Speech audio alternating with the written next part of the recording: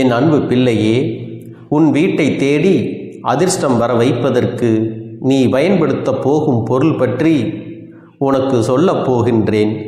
அது மட்டுமல்ல, நமக்கு பண கஷ்டமும் மன கஷ்டமும், குடும்ப உறவுகள் சரியாக இல்லையே, யாரை நம்புவது என்று தெரியவில்லையே, யாரும் துணையில்லாமல் அனாதையாக நிற்கிறோமே, நமக்கு உடம்பும் சுகமில்லையே என்று பெருங்கவலையும் மனதளவில் வந்து தவித்து போகின்றோம் அல்லவா?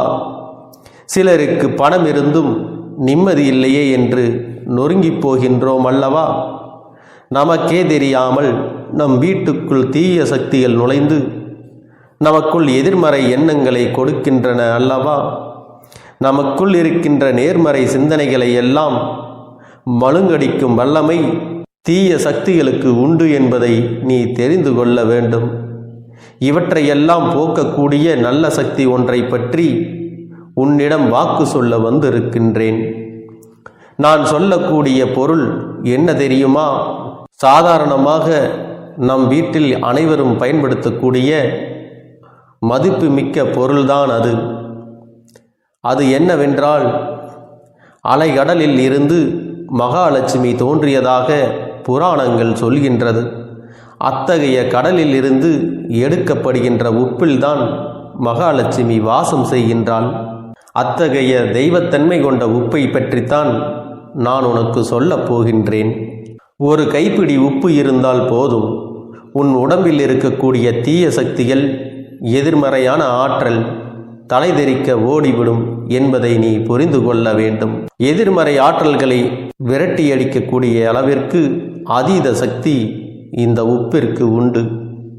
ஒரு கைப்பிடி உப்பினை நீ வெளியில் சென்றுவிட்டு வீட்டுக்கு போவதற்கு முன்னால் ஒரு வாளியில் போட்டு அதில் வெதுவெதுப்பான தண்ணீரை ஊற்றி 5 நிமிடம் உன்னுடைய கால்களை வைத்திருந்தால் போதும், உன்னுடைய பாதம் கட்டை விரல் நகத்தின் வழியாக சென்ற கெட்ட விஷயங்கள் அனைத்தும் உடனே வெளியேறிவிடும்.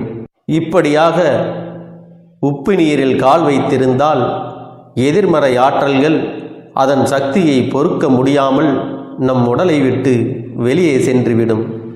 இதனால் நமக்கு வரக்கூடிய பிரச்சனைகள் வீட்டு வாசலிலேயே வெளியே சென்று விடுகின்றது.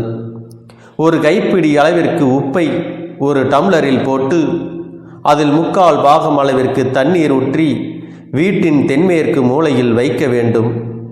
இதை வீட்டில் மட்டுமல்லாமல் தொழில் செய்பவர்கள் கடைகளிலும் வைத்து கொள்ளலாம்.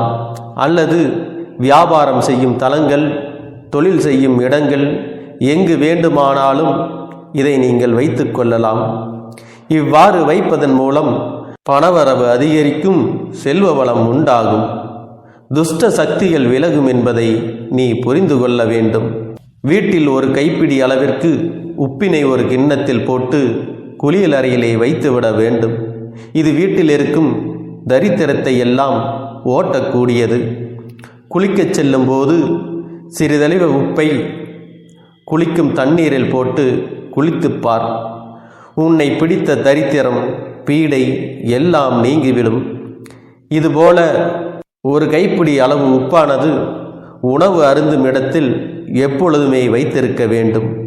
இதுபோல உப்பினை வைத்திருந்தால் எப்பொழுதும் உன்னுடைய வீட்டிற்கு பஞ்சம் என்பதும் வறுமை என்பதும் ஒருபோதும் வராது. லட்சுமி கடாட்சத்தை பெருகச் செய்யக்கூடிய ஒரு விஷயம் உப்பு என்பதை நீ மறந்து விடாதே.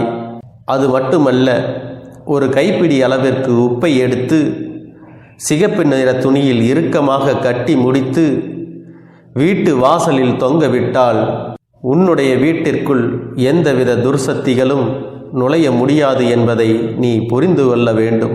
அது மட்டுமல்ல, எந்த விதமான பில்லி, சூனியம், ஏவல் போன்ற பிரச்சனைகளும் நம்மை ஒருபோதும் அண்டாது. அந்த அளவிற்கு ஒரு சக்தி வாய்ந்த இந்த உப்பு மூட்டை எப்பொழுதும் தலைவாசலில் தொங்கவிடப்பட்டிருப்பது மிகவும் நல்லது. வீட்டில் பிரச்சனை அல்லது ஆரோக்கிய ரீதியான பிரச்சனை இருந்தால் உடனே ஒரு கைப்பிடி அளவிற்கு உப்பை எடுத்து கிழக்கு நோக்கி பாதிக்கப்பட்டவர்களை அமர வைத்து தலையை சுற்றி 3 முறை திஷ்டி சுத்துவது போல சுற்றி வெளியில் கொண்டு போய் நெருப்பில் போட்டு விட வேண்டும். இதனால் அவர்களுக்கு பிடித்த திருஷ்டிகள் எல்லாம் கழிந்துவிடும். இவையெல்லாம் நம்மையும் மீறிய ஒரு சக்தியாக இருந்து நம்மை பாதுகாக்கும் என்பதை நீ மறந்து விடாதே. ஆலயங்களில் உள்ள பலிபீடத்தின் கீழ் உப்பையும் மிளகாயும் போட்டால் நமக்கு பிடிக்காதவர்கள் துன்பமடைவார்கள் என்பதை விட, என் துன்பங்கள் நீரில் உப்பு போன்று கரைந்திட செய்வாய் இறைவா என்று பிரார்த்தனை செய்து வருவதே முறையான வழிபாடாக அமையும். என் தங்க பிள்ளையே, வீட்டில் பணப்புழக்கம் அதிகமாக இருக்கவும் செல்வநிலை உயரவும் நம் வீட்டிற்கு மாதா மாதம் வாங்கும் பொருள்களில் மகாலட்சுமியின் அம்சமான கல்லுப்பை முதலில் வாங்கும் பழக்கத்தை கடைபிடிக்க வேண்டும். மேலும் வீட்டில் இந்த உப்பு சுத்தமாக தீர்ந்து போகாமலும் பார்த்து கொள்ள வேண்டும். எல்லா சமயங்களிலும், குறிப்பாக வெள்ளிக்கிழமைகளில் உப்பை தரையில் சிந்தாத மாதிரி பார்த்து கொள்ள வேண்டும். வெள்ளிக்கிழமைகளில் கல்லுப்பை சிறிது எடுத்து வீட்டின் மகாலட்சுமியின் படத்துக்கு முன் வைத்து வணங்குவது அந்த தேவியின் அருளை பெற்றுத்தரும். வீட்டில் இருக்கும் வயதான பெண்கள் ஒவ்வொரு வாரமும் ஞாயிற்றுக்கிழமைகளில் வீட்டில் உள்ள அனைவரையும் வரவழைத்து 1-2 காய்ந்த மிளகாய்களை எடுத்துக்கொண்டு அனைவருக்கும் திருஷ்டி சுத்தி அந்த உப்பையும் மிளகாயும் தீயிட்டு கொளுத்த வேண்டும். அப்போது அவை இரண்டும் பொறுத்து கொண்டு எரிந்தால் நம்மிடமிருந்த மிகுந்த தீய அதிர்வுகளை அது ஈர்த்து கொண்டுள்ளது என அறியலாம். எனவே ஒவ்வொரு வாரத்திற்கும் ஒரு முறையாவது இந்த திருஷ்டி சுற்றல் முறையை நீ செய்து கொள்ளுவது தீய பாதிப்புகளை உன் குடும்பத்திலிருந்து நீக்கக்கூடியதாகும்.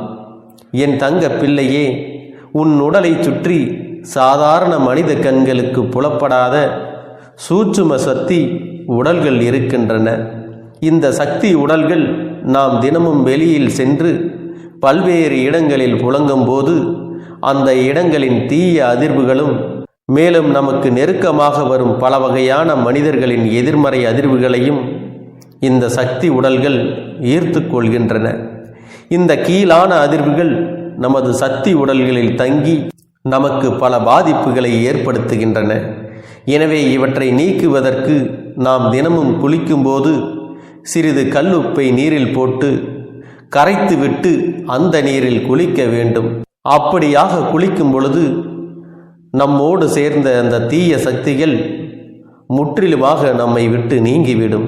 உன் வீட்டில் சேர்ந்திருக்கும் தீய அதிர்வுகள் மற்றும் சக்திகளை போக்குவதற்கு வாரம் ஒரு முறையாவது வீட்டின் தரைப்பகுதிகளை சுத்தம் செய்யும் பொழுது அதனோடு கொஞ்சம் உப்பை சேர்த்து கொள்ள வேண்டும். அந்த நீரில் சிறிது கல்லுப்பை போட்டு கரைத்து அந்த நீரை கொண்டு வீட்டை கழுவி சுத்தம் செய்வதால் வீட்டில் இருந்த தீய அதிர்வுகள் நீங்கும். மேலும் நமது வீட்டை துஷ்ட சக்திகள் எப்போதும் தாக்காத வகையில் நாம் பார்த்து கொள்ள முடியும். என் அன்பு பிள்ளையே, உன் வீட்டின் 4 திசைகளிலும் காற்று புக முடியாத குடுவையில் உப்பை போட்டு மூடி வைத்து விட வேண்டும். அந்த குடுவைகளை வாரம் ஒரு முறை நீ சோதித்து பார்க்க வேண்டும். எந்த திசையில் இருக்கக்கூடிய குடுவையில் இருந்து உப்பின் அளவு குறைந்திருக்கிறதோ அந்த திசை வழியாக நமக்கு ஏற்பட இருந்த ஆபத்து அந்த குடுவையில் உள்ள கல்லானது ஏற்றுக்கொண்டதாக அர்த்தம். உடனே அந்த உப்பினை நீக்கிவிட்டு புதிய கல்லுப்பை போட்டு மூடி மீண்டும் அதே திசையில் வைத்துவிட வேண்டும். நம் முன்னோர்கள் உப்பை மட்டுமே நம் நலனுக்காக கொடுத்து செல்லவில்லை. கடற்கரையில் கோவில்கள் அமைத்ததில் அதற்கான சூட்சமம் உள்ளது. உப்பின் சக்தியை மட்டுமல்ல, உப்பின் தன்மையும் நாம் புரிந்து கொள்ள வேண்டும். என் அன்பு பிள்ளையே, பூமியானது 3 பங்கு கடலால் சூழப்பட்டுள்ளது. நம் உடலும் 3 பங்கு தண்ணீரால் சூழப்பட்டுள்ளது. எனவேதான் உப்பின் சக்தி அளப்பரிய சக்தியாக வெளிப்படுகிறது. நம் உணவின் சுவையை சமப்படுத்துவதும் உப்புதான். உடலின் ஆற்றலை சமப்படுத்துவதும் உப்புதான். மின்சாரத்தை சமநிலையில் வைக்க உப்பை பயன்படுத்துவது உனக்கு தெரியாமல் இல்லை. உப்பினுடைய அற்புத சக்திக்கு மிக முக்கிய காரணம் என்ன தெரியுமா? அதனுடைய வடிவம்தான் அதற்கு முக்கிய காரணம். உப்பால் எந்த ஆற்றலையும் உள்வாங்கவும் வெளியேற்றவும் நிச்சயமாக முடியும். அதற்கு அதன் பலகோண வடிவம்தான் காரணமாக இருக்கின்றது. உன்னால் முடிந்த அளவிற்கு கல் உப்பை பயன்படுத்த வேண்டும். அதன் அற்புத சக்தியை பயன்படுத்தி நீ நினைத்ததை நிச்சயமாக அடைய முடியும். என் அன்பு பிள்ளையே, உப்பு நமது எதிர்மறை எண்ணங்களை உள்வாங்கக்கூடியது. உப்பினை அடுத்தவருக்கு கொடுக்கும் பொழுது உப்பை பெறுகிறவர் கொடுப்பவரின் எதிர்மறை எண்ணங்களையும் சேர்த்து பெற்றுக்கொள்கிறார். அதனால்தான் இன்று வரை உப்பை மற்றவரிடமிருந்து கடன் பெற மாட்டார்கள். இன்னும் சில கோவில்களில் உப்பு வாங்கி கொட்டுவார்கள். அதுவும் நமது எதிர்மறை எண்ணங்கள் நம்மை விட்டு அகலத்தான் இதை செய்கின்றார்கள். பாவத்தை போக்க கடலிலே குளிப்பதும், கடல் நீரை தலையில் தெளிப்பதும், கடல் நீரில் காலை நனைத்து செல்வதும், ஈம காரியங்கள் கடலில் செய்வதும் இதே காரணத்திற்காகத்தான் என்பதை நீ புரிந்து கொள்ள வேண்டும்.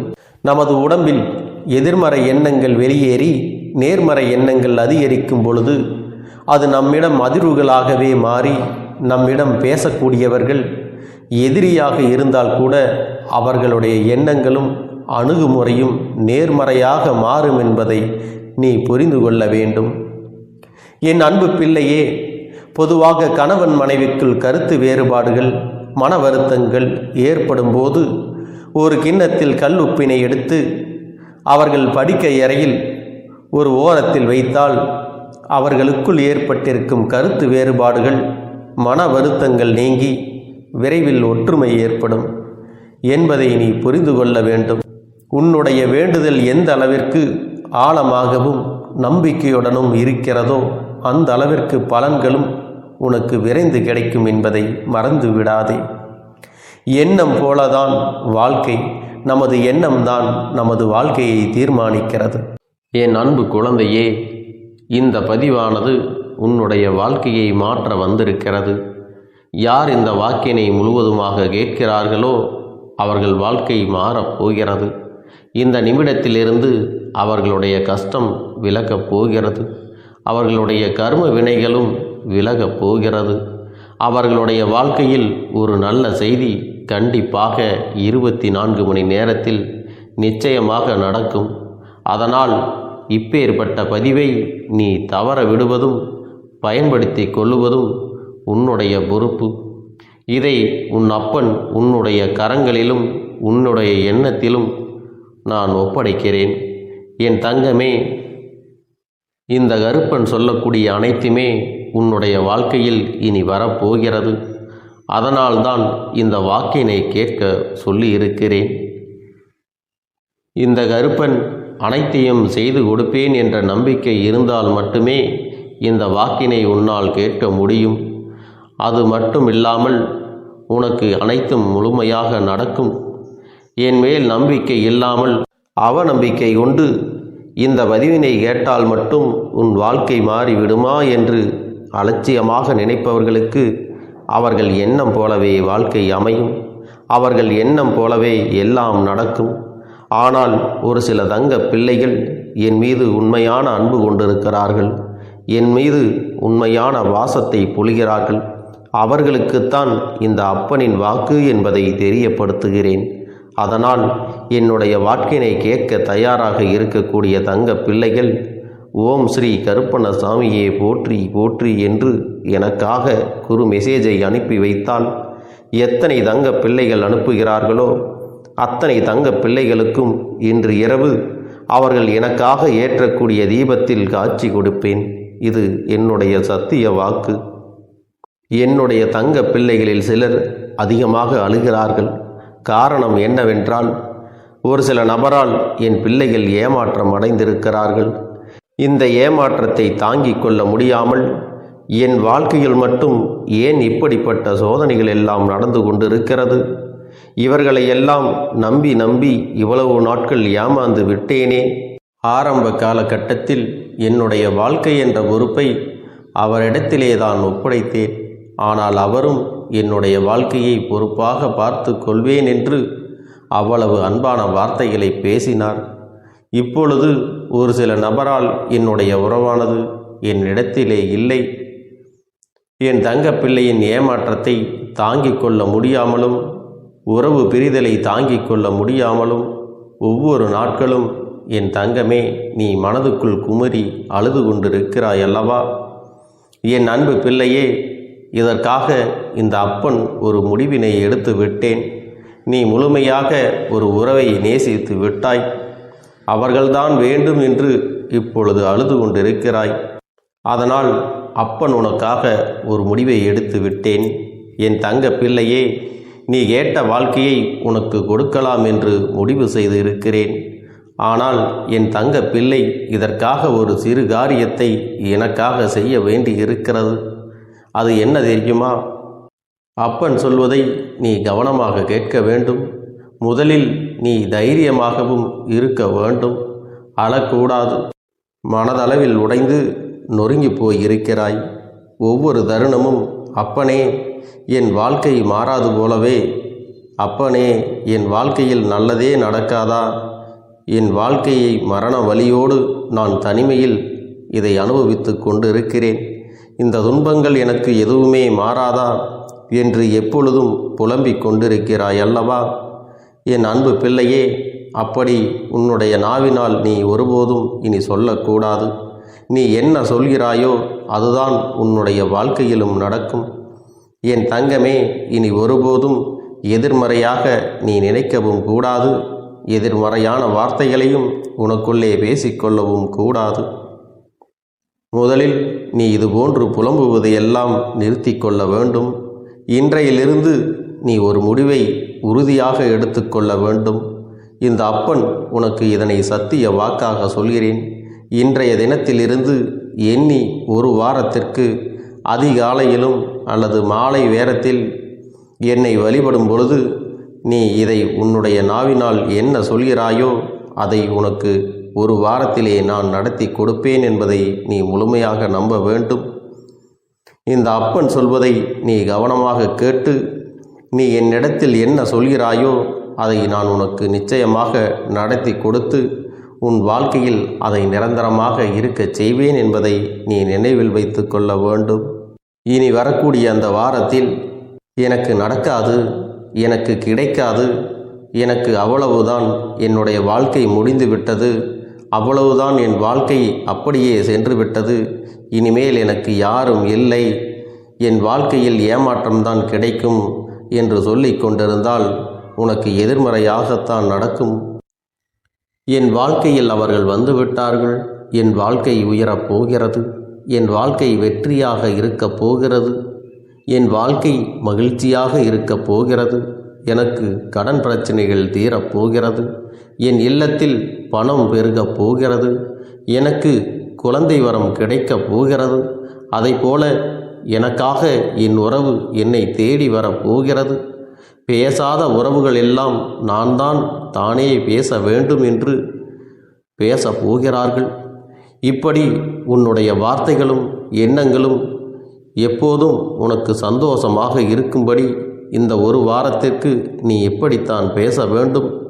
பேசவில்லை என்றாலும் மனதால் நீ இப்படித்தான் நினைத்து சந்தோஷப்பட வேண்டும்.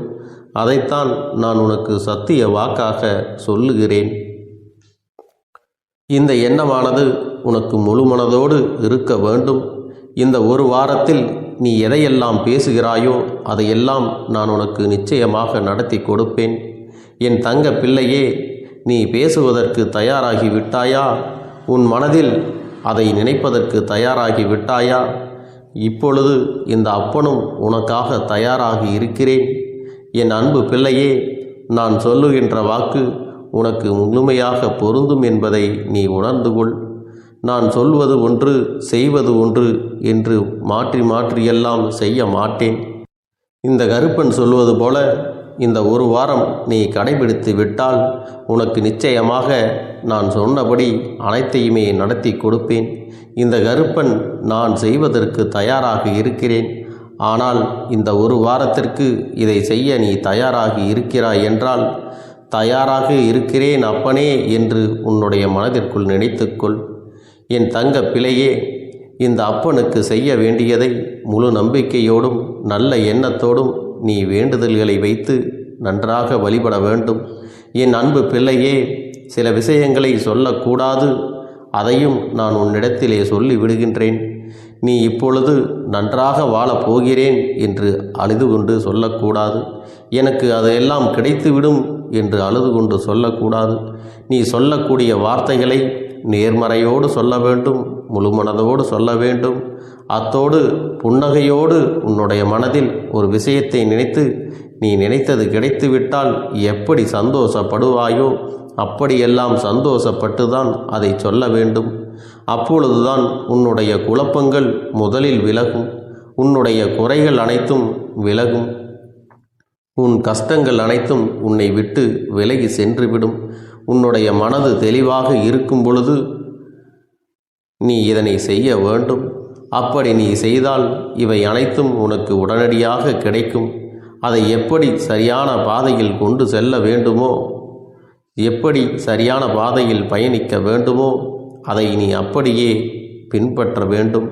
ஆனால் நான் என்னதான் உன் கண்ணெதிரே கொடுத்தாலும் அழுது கொண்டும் கவலைப்பட்டு கொண்டும் கஷ்டப்பட்டு கொண்டும் இருந்தால் நான் கொடுக்கக்கூடிய விஷயம் உன்னால் சரியாக பரிபாலிக்க முடியாது என்று இந்த வாக்கின் மூலமாக உனக்கு நான் சொல்லிக் கொள்கிறேன். என்னுடைய பிள்ளைக்கு ஒவ்வொருவரும் நான் சொல்லிக்கொண்டு இருப்பது இதைத்தான். எப்பொழுதும் இதை நினைவில் வைத்து கொள்ள வேண்டும். என் தங்க பிள்ளையே, உனக்காகவும் உன்னுடைய நன்மைக்காகவும் உன்னுடைய கண்ணீருக்காகவும் உன்னுடைய கஷ்டத்திற்காகவும் உன்னுடன் இருக்கக்கூடிய உறவுகள் யாரும் உதவ வரவில்லை என்றாலும் உன் அப்பன் இந்த கருப்பன் இருக்கிறேன். நீ என்னை முழுமையாக நம்பு. நான் உனக்காக உதவி செய்ய வருவேன்.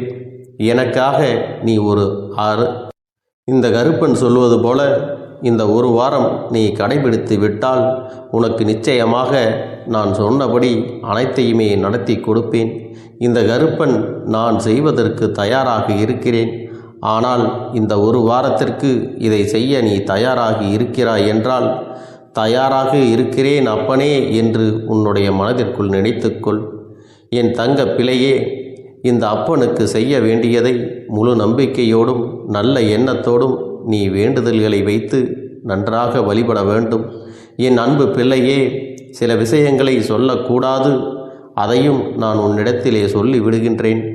நீ இப்பொழுது நன்றாக வாழப் போகிறேன் என்று அழுது கொண்டு சொல்லக்கூடாது. எனக்கு அதையெல்லாம் கிடைத்துவிடும் என்று அழுது கொண்டு சொல்லக்கூடாது. நீ சொல்லக்கூடிய வார்த்தைகளை நேர்மறையோடு சொல்ல வேண்டும், முழுமனதோடு சொல்ல வேண்டும். அத்தோடு புன்னகையோடு உன்னுடைய மனதில் ஒரு விஷயத்தை நினைத்து நீ நினைத்தது கிடைத்துவிட்டால் எப்படி சந்தோஷப்படுவாயோ அப்படியெல்லாம் சந்தோஷப்பட்டுதான் அதை சொல்ல வேண்டும். அப்பொழுதுதான் உன்னுடைய குழப்பங்கள் முதலில் விலகும், உன்னுடைய குறைகள் அனைத்தும் விலகும், உன் கஷ்டங்கள் அனைத்தும் உன்னை விட்டு விலகி சென்றுவிடும். உன்னுடைய மனது தெளிவாக இருக்கும் பொழுது நீ இதனை செய்ய வேண்டும். அப்படி நீ செய்தால் இவை அனைத்தும் உனக்கு உடனடியாக கிடைக்கும். அதை எப்படி சரியான பாதையில் கொண்டு செல்ல வேண்டுமோ, எப்படி சரியான பாதையில் பயணிக்க வேண்டுமோ அதை நீ அப்படியே பின்பற்ற வேண்டும். ஆனால் நான் என்னதான் உன் கண்ணெதிரே கொடுத்தாலும் அழுது கொண்டும் கவலைப்பட்டு கொண்டும் கஷ்டப்பட்டு கொண்டும் இருந்தால் நான் கொடுக்கக்கூடிய விஷயம் உன்னால் சரியாக பரிபாலிக்க முடியாது என்று இந்த வாக்கின் மூலமாக உனக்கு நான் சொல்லிக் கொள்கிறேன். என்னுடைய பிள்ளைக்கு ஒவ்வொருவரும் நான் சொல்லிக்கொண்டு இருப்பது இதைத்தான். எப்பொழுதும் இதை நினைவில் வைத்து கொள்ள வேண்டும். என் தங்க பிள்ளையே, உனக்காகவும் உன்னுடைய நன்மைக்காகவும் உன்னுடைய கண்ணீருக்காகவும் உன்னுடைய கஷ்டத்திற்காகவும் உன்னுடன் இருக்கக்கூடிய உறவுகள் யாரும் உதவ வரவில்லை என்றாலும் உன் அப்பன் இந்த கருப்பன் இருக்கிறேன். நீ என்னை முழுமையாக நம்பு. நான் உனக்காக உதவி செய்ய வருவேன். எனக்காக சிறு அகல் தீபத்தை ஏற்றி மாலை நேரத்தில் வழிபடுகிறாய் அல்லவா? அந்த நல்ல உள்ளத்திற்காகத்தான் நான் உன் உறவாக இருந்து உன்னுடைய அப்பனாக இருந்து என்னுடைய குழந்தைகள் அழுது கொண்டிருக்கிறது, அந்த குழந்தைகளுக்கு என்ன செய்ய வேண்டும் என்றும் இந்த அப்பன் பார்த்து பார்த்து செய்கின்றேன். நான் உனக்காக வருகிறேன் என்று சொல்லி வராமல் மட்டும் இருந்துவிட மாட்டேன். என் தங்கமே, நான் வருகிறேன் என்று சொன்னால் கண்டிப்பாக உனக்காக வருவேன். நான் வந்து உன்னுடைய வாழ்க்கையில் உன்னுடைய வேண்டுதல்கள் எல்லாவற்றையும் ஒவ்வொன்றாக முடித்து கொடுப்பேன் என்பதை நீ நம்ப வேண்டும். அப்பன் சொன்னவை நினைவில் வைத்துக்கொண்டு நான் சொல்லியபடியே நீ செய்ய வேண்டும். அப்படி நீ கடைபிடிக்க வேண்டும். நீ கட்டாயமாக கடைபிடித்தால் உனக்கானதை எல்லாம் உன் இல்லத்திலே உன்னை தேடி வரும் என்பதில் எந்த ஒரு மாற்று கருத்தும் கிடையாது. இந்த அப்பன் உன்னுடைய உள்ளத்தையும் உன்னுடைய இல்லத்தையும் சந்தோஷப்படுத்தி பார்ப்பேன். என் தங்க பிள்ளையே, அப்பன் சொல்வதை செய்ய தயாராகி விட்டாயா? இன்றிலிருந்து நீ தொடங்கிவிடு. அப்படி தொடங்கி ஒரு வாரத்திற்கு இந்த அப்பனுக்கு நீ தீபத்தை ஏற்றி மாலை நேரங்களில் நீ வழிபாடு செய்ய வேண்டும். உன்னுடைய இல்லத்திற்கு வெளியே அகல் தீபத்தை ஏற்றி வைத்த பிறகுதான் உன் இல்லத்தின் உள்ளே ஏற்ற வேண்டும். ஏனென்றால் இந்த அப்பன் உன் இல்லத்தை காவல் காத்து கொண்டிருக்கிறேன்.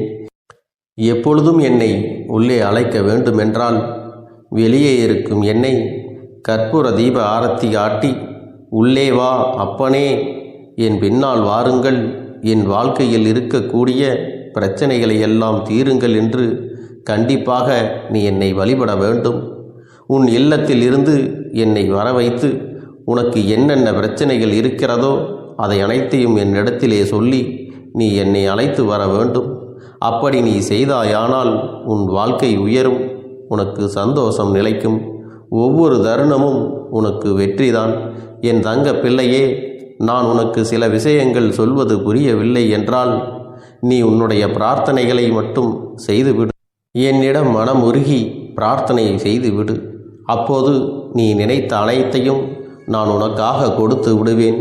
ஆனால் அழுது கொண்டு எந்த ஒரு காரியத்தையும் செய்யாதே. நீ செய்ய நினைப்பதை அப்பனை மனதில் வைத்துக்கொண்டு தைரியமாக செய். என் தங்க பிள்ளையே, இதை மட்டும் நீ செய்துவிட்டால் போதும். உன் வாழ்க்கையில் இருக்கும் அனைத்து பிரச்சனைகளையும் நான் தீர்த்து கொடுப்பேன் என் தங்கமே. அதனால் நீ எதை நினைத்தும் வருத்தப்பட வேண்டிய அவசியம் உனக்கு இல்லை.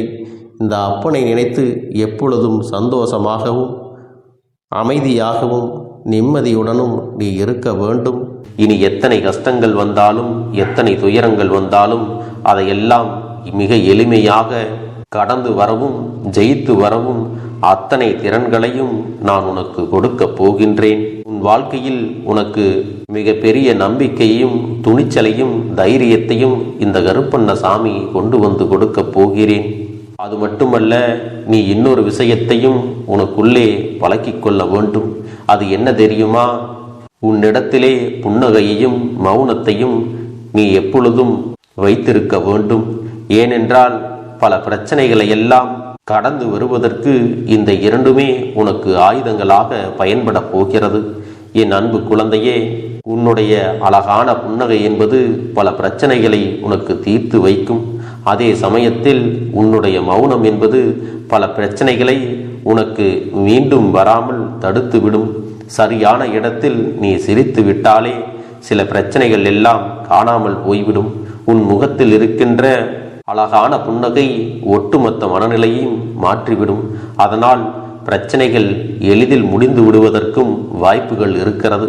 அதே சமயத்தில் உன்னுடைய மௌனத்தை பலருடைய பிரச்சனைகளை சமாளிப்பதற்கும் அந்த பிரச்சனைகள் உன்னை நோக்கி வரவிடாமல் தடுப்பதற்கும் உன்னை சோதித்து பார்ப்பவர்களுக்கும் உன்னை தீண்டி கோபமடைய செய்பவர்களுக்கும் எல்லாவற்றையும் தாண்டி நீ உன்னுடைய வேலை என்னவோ அதை மட்டுமே நீ செய்து கொண்டு மௌனமாக கடந்து சென்று விட்டால் எப்பேற்பட்ட கஷ்டங்களும் உன் அருகில் வந்து நிற்பதற்கு கூட சக்தி இல்லாமல் வலுவிழந்து சென்றுவிடும்.